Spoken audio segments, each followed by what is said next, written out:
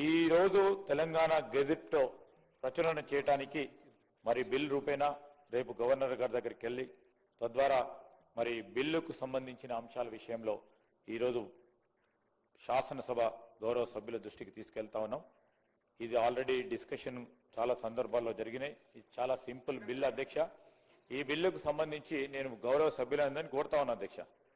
మరి వారందరూ కూడా దీంట్లో మరి ఏకాభిప్రాయంతో ఉంటారని మా ఆలోచన. మరి పెద్ద హృదయంతో చర్చ లేకుండానే ఇది ఎందుకంటే కొత్త మున్సిపాలిటీ ఏర్పాటు దానికి సంబంధించి కూడా వారు మరి ఇయ్యాలని కోరుతా ఉన్నాను.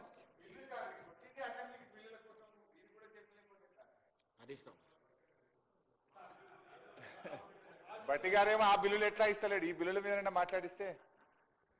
సార్ స్పీకర్ సార్, గౌరవ శాసనసభ వ్యవహారాల మంత్రి గారు ముఖ్యమంత్రి గారి తరఫున వారు కొత్త మున్సిపాలిటీలను ఏర్పాటు చేస్తూ కొన్ని మున్సిపాలిటీల్లో గ్రామ పంచాయతీలను చేర్చుతూ ముఖ్యంగా సంగారెడ్డి జిల్లాలో నిర్ణయాన్ని గతంలో ఇచ్చినటువంటి ఆర్డినెన్స్ ను ఈ సభ ఆమోదానికి తీసుకురావడం జరిగింది.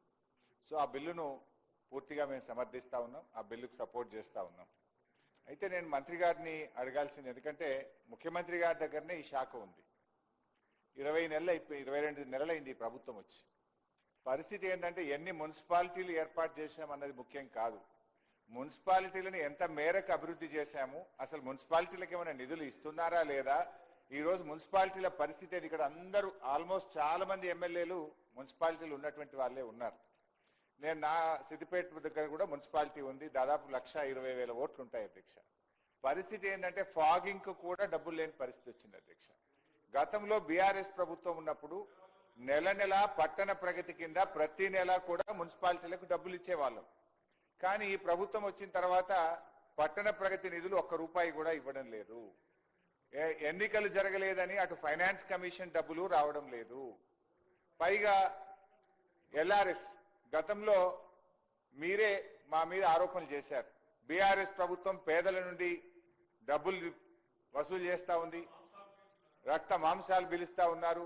కాంగ్రెస్ వస్తే ఉచితంగా ఎల్ఆర్ఎస్ చేస్తాం, ఫ్రీగా చేస్తాం. ఆ రోజేమో నో ఎల్ఆర్ఎస్ నో బీఆర్ఎస్ అన్నారు. కానీ ఇవాళ మాత్రం బరాబర్ పైసలు కట్టాల్సిందే అని ప్రజల దగ్గర వసూలు చేశారు. మరి ఇప్పుడు అదే ప్రజలు రేపేమంటారు, నో ఎల్ఆర్ఎస్ నో కాంగ్రెస్ అనే పరిస్థితి కూడా వస్తుంది. అయితే ఇక్కడ పాయింట్ ఏంటంటే నేను ఎల్ఆర్ఎస్ గురించి ఎందుకు తెచ్చానంటే, ఆ రోజు మా ప్రభుత్వం ఉన్నప్పుడే ఎల్ఆర్ఎస్ జీవో తెచ్చాం.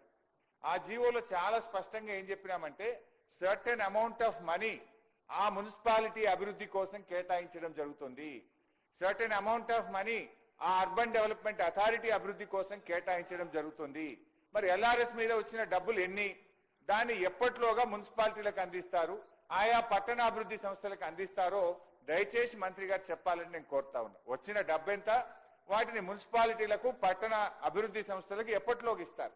ఎందుకంటే ఒకవైపు మీరు పట్టణ ప్రగతి బంద్ చేసిండ్రు, ఫైనాన్స్ కమిషన్ కేంద్ర ప్రభుత్వం బంద్ చేసింది, రాష్ట్ర ప్రభుత్వం నుంచి నయా పైసా మున్సిపాలిటీలకు ఇవ్వడం లేదు.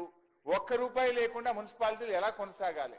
కనీసం ప్రజలు కట్టిన డబ్బు, మా పట్టణం అభివృద్ధి చెందుతుందని ప్రజలు కట్టిన డబ్బు ఆయా మున్సిపాలిటీలకు చట్టంలోనే ఉంది, ఆనాడిచ్చిన జీవోలోనే ఉంది, దాన్ని ఎప్పట్లోగా చెల్లిస్తారో స్పష్టంగా ఈ సభకు చెప్పాలని నేను శ్రీధర్ బాబు గారిని కోరుతున్నాను. మీకు కూడా మంత్రి మున్సిపాలిటీ ఉంది, మీకు కూడా డబ్బులు వస్తాయి, అసలు ఇస్తారా ఇవ్వరా.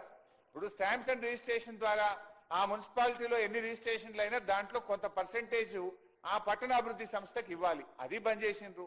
స్టాంప్స్ అండ్ రిజిస్ట్రేషన్ డబ్బు ఇయ్యరు, ఎల్ఆర్ఎస్ ఇయ్యరు, తర్వాత పట్టణ ప్రగతి ఇవ్వరు. ఏం మరి మున్సిపాలిటీలు ఎట్లా నడవాలి అధ్యక్ష. మేము ఇన్ని మున్సిపాలిటీలు ఏర్పాటు చేసినాము, కొత్త మున్సిపాలిటీలు పెట్టినామని చెప్పి చెప్పడం కాదు కదా, ఆ మున్సిపాలిటీల పరిస్థితి ఏంది. ఇవాళ మున్సిపాలిటీల్లో మున్సిపల్ కమిషనర్లు చాలా చోట్ల లేరు, శానిటరీ ఇన్స్పెక్టర్లు లేరు, అదే విధంగా మున్సిపాలిటీల్లో ఇంజనీర్లు లేరు, అంతా అయోమయం. మీకు స్టాఫ్ లేదు, ప్లానింగ్ లేదు, ఏర్పాటు చేసుకుంటూ పోతా ఉన్నారు. కొత్త మున్సిపాలిటీలు ఎన్ని ఏర్పాటు చేస్తుందో దానికి అనుగుణంగా ఇంజనీర్లను, శానిటరీ ఇన్స్పెక్టర్లను, కమిషనర్లను, సిబ్బంది నియామక ప్రక్రియ కూడా చేపట్టండి, పోస్టులు కూడా శాంక్షన్ చేయండి. ఇవాళ నా దగ్గర 3 శానిటరీ ఇన్స్పెక్టర్లు ఉండాలి నా టౌన్ లో, ఒక్క సింగిల్ శానిటరీ ఇన్స్పెక్టర్ లేడు, 3కు 3 ఖాళీ. అంటే మీరు ఈ రకంగా ఉంటే ఎట్లా. మీరు ఇంకా కొత్త మున్సిపాలిటీలు ఏర్పాటు చేస్తున్నారు, మరి దానికి అనుగుణంగా ఉద్యోగ నియామకాలు జరుగుతున్నాయా, పోస్టులు శాంక్షన్ చేస్తున్నారా ఆ ప్రక్రియ కూడా చేపట్టాలని చెప్పి నేను గౌరవ మంత్రి గారిని నేను కోరుతా ఉన్నా. అధ్యక్ష, ఇంకో విషయం కూడా ప్రభుత్వం దృష్టికి తేవాలనుకుంటున్నా. గతంలో కేసీఆర్ గారు ఉన్నప్పుడు మీరు ఎందుకంటే సంగారెడ్డి జిల్లా గురించి చెప్పారు కనుక చెప్తున్నా. ఆ సంగారెడ్డి జిల్లాకు కేసీఆర్ గారు ఇదే మీరు చెప్పిన పటాన్ చెరువు నియోజకవర్గానికి, సంగారెడ్డి నియోజకవర్గానికి, జహీరాబాద్ నియోజకవర్గానికి 50 కోట్లు ఎస్డిఎఫ్ నిధులు మంజూరు చేశారు. బాధ కలిగే రాష్ట్రంలో చాలా మున్సిపాలిటీలకు ఇచ్చారు. మా సవితకి చెప్తుంది. మీ ప్రభుత్వం రాగానే ఆ డబ్బులన్నీ రద్దు చేసినారు. ఆ రద్దు కూడా ఎట్లుందంటే పక్కనే మా దామోదరన్ ఉంటాడు, దానికి కూడా అందోల్ మున్సిపాలిటీకి కేసీఆర్ గారు ఎస్డిఎఫ్ ఇచ్చారు.